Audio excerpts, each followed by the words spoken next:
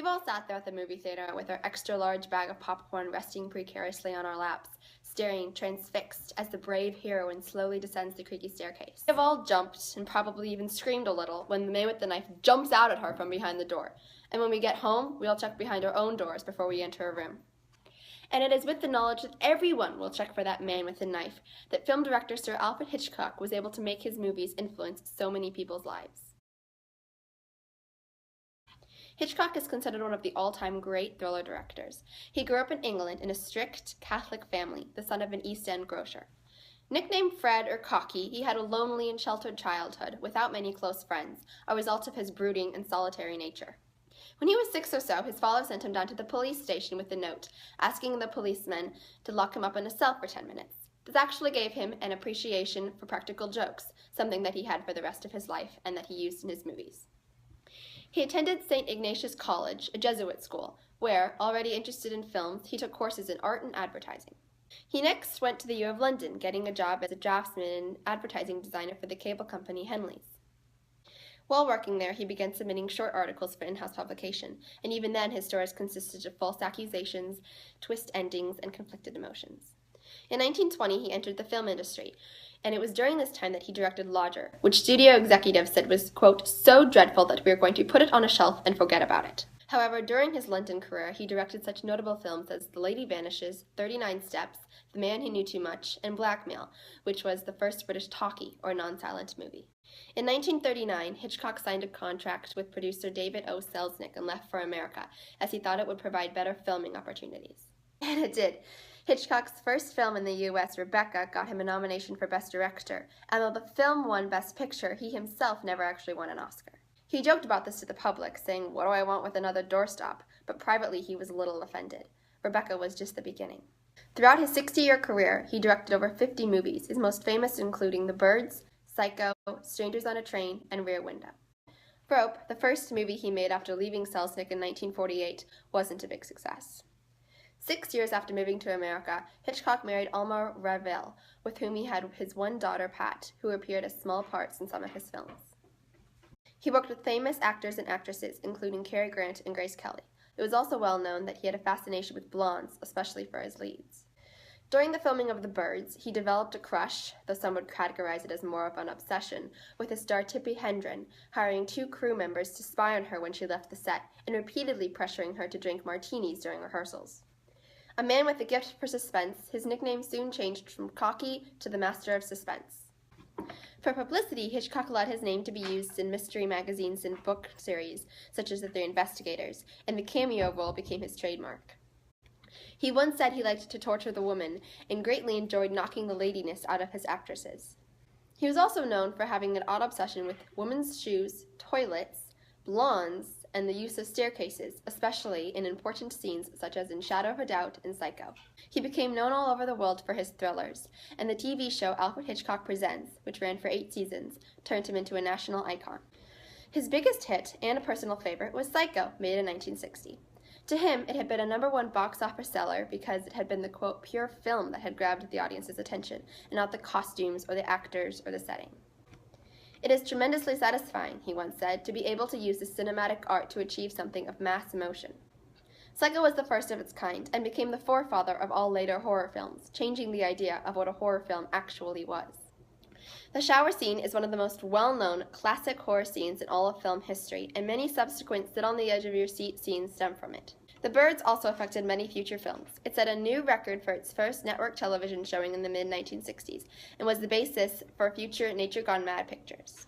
What Hitchcock wanted this movie to do was to, quote, scare the hell out of people, which he very much succeeded in doing.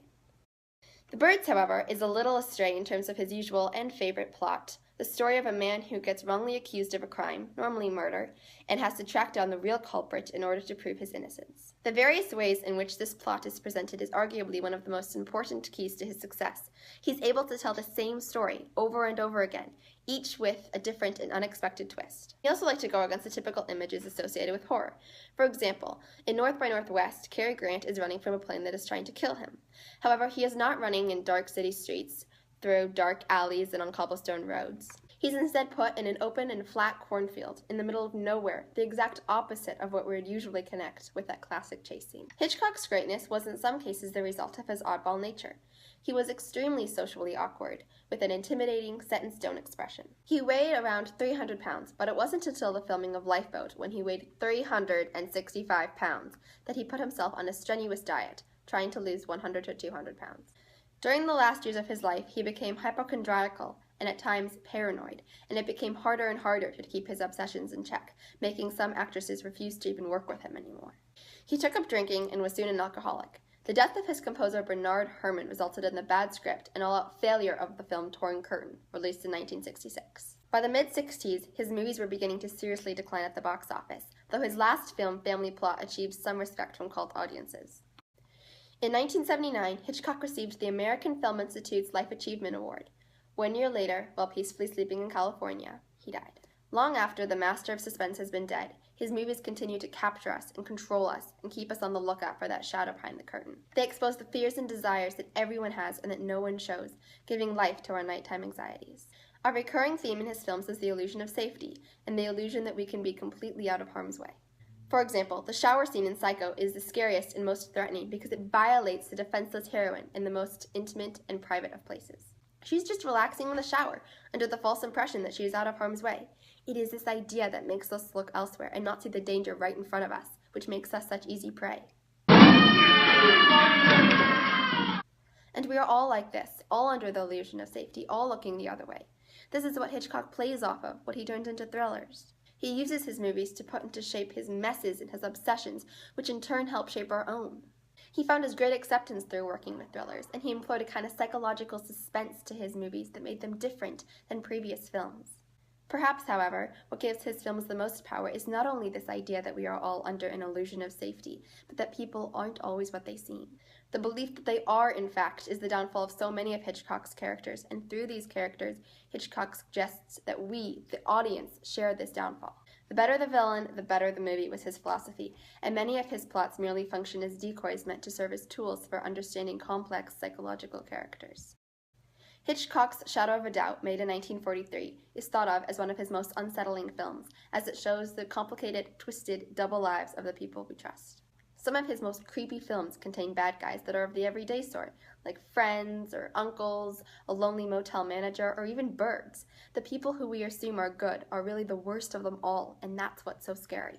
His villains, though villainous, are also charming and attractive, while his heroes are just regular guys with flaws or wounds like anyone else. His villains don't contain especially villainous qualities, and his heroes don't contain especially heroic qualities.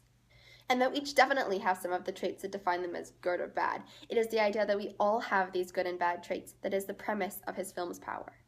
And so it is with bad good guys and good bad guys that Hitchcock can make us doubt what we were once so sure of. It is with pressed clothing, beautiful blondes, perfect hair, and iconic settings contrasted against dark themes, characters, and plots that give Hitchcock the power to play with and confuse our minds. Why do we continue to watch these films, to love these films, time after time again? Because it is the element of threat that endures long after the solution of the puzzle at hand and the restoration of order. It is the idea that the manager of the roadside motel you pull into late one night could kill you, or that the birds you see in the park could suddenly go berserk, that makes him so powerful. And so Hitchcock, the unsocial, overweight, oddball of a man, was able to mold and construct his films so beautifully that they begin to control us, control where we spend the night on the road and why we eyed the birds in the park so suspiciously. Hitchcock as a man is nothing. He has no influence, he has no power, but as the director, he is able to control our nightmares, our fears, and our doubts. He challenges our definition of a villain, our ideas of safety, and reveals the double lives people live. He is able to obtain so much power over society and over us as individuals, all because he knows that we will always peek behind the door before we enter the room.